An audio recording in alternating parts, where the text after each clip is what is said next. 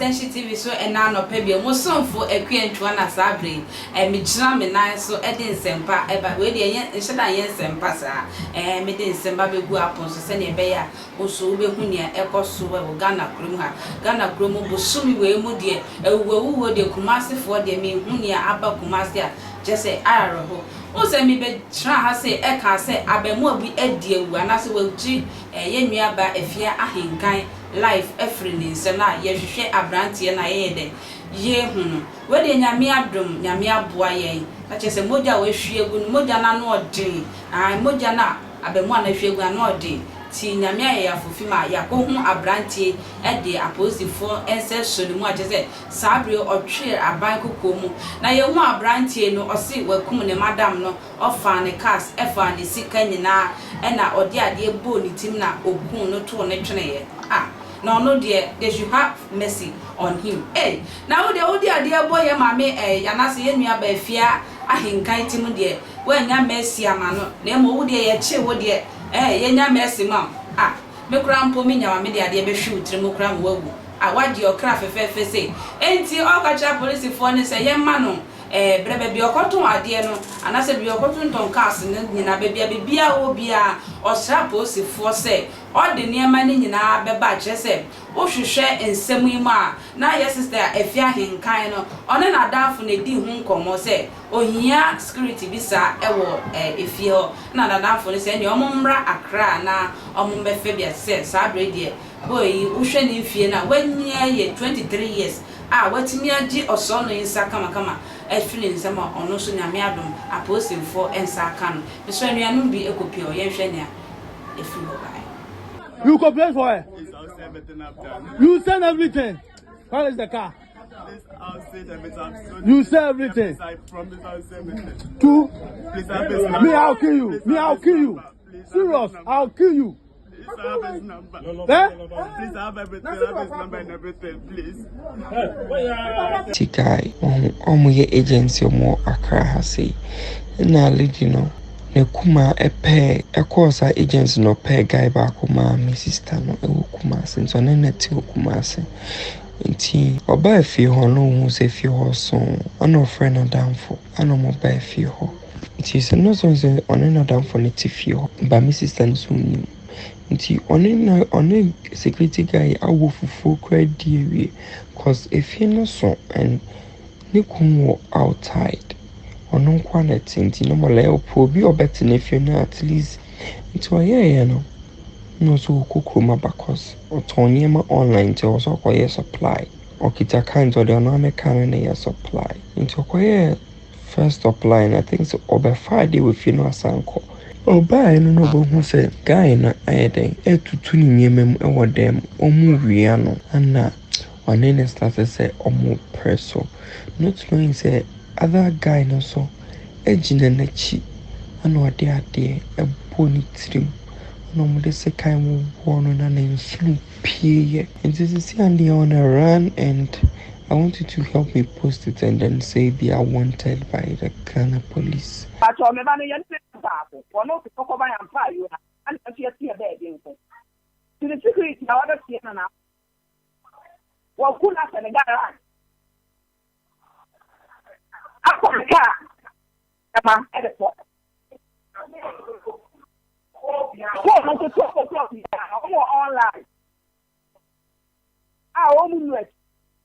Yes, no, check on the baha.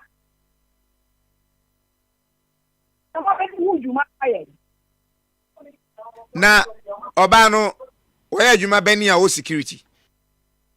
If I don't say you see. Only one at Tifio. The part one in the bag. And Okunu Hini. You can know a country. And I pay Okuna pay security man amano, no bomb mobile. I already an auction, Christian for buying an auction. Security free buying an auction.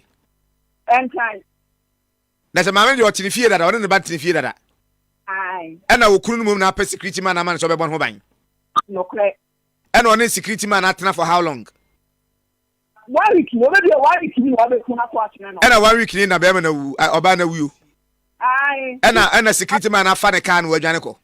I was Janico. na security man no obadwan oba no hwan ne pay security man na adwuma hwan na fa na adwuma the other agent so akra na security man no enam hwan so na oba fi ho eh be man ne pay security man ma ni kunu ana say kwan be na mo fa so pay security man ye kan ye bi se ni ye kan ye bi se ni oba no wuo no na ni security by sa na dan fo no wahini ye Madam Afia number no plan oba ya wawe wo ya adwuma ben ne ba do say oba wawe ya adwuma ben o tonton paboa ane ntade e wo online ai o de say ne ba do say de say adwa Ahenkan ya Afia Ahenkan Afia Ahenkan ai o so le ma mi o wo so papa wo no so firi ne papa ye jaase hene a ale ba bi ko jaase hene na to konto o di fie say o fie dia santon 37 years o o say ba ko na hwan na di security man firi nkan ba so o manwen no ba na wo pepepe wo kunu ahye garage fa na ka ko o kunu ahye garage o na moye de hu che moye de hu se wa kuna ahye garage e den na lam ne ba bonten se oba bi se obi akuna ahye garage so o wi e no so garage ni ana on kama na ma o hu ye kama no mie no onya no na kama ko ba ni mesta na kan na ma bonten no monti ahye ana ma ni pa de ba so se o mo penetra den na lam ne ba bonten se oba bi se obi akuna ahye garage so o wi e no so garage ni ana on kama na ma o hu ye kama no mie no onya no na kama ko ba ni mesta na kan na ma bonten no monti ahye ana ma ni pa de ba so se o mo penetra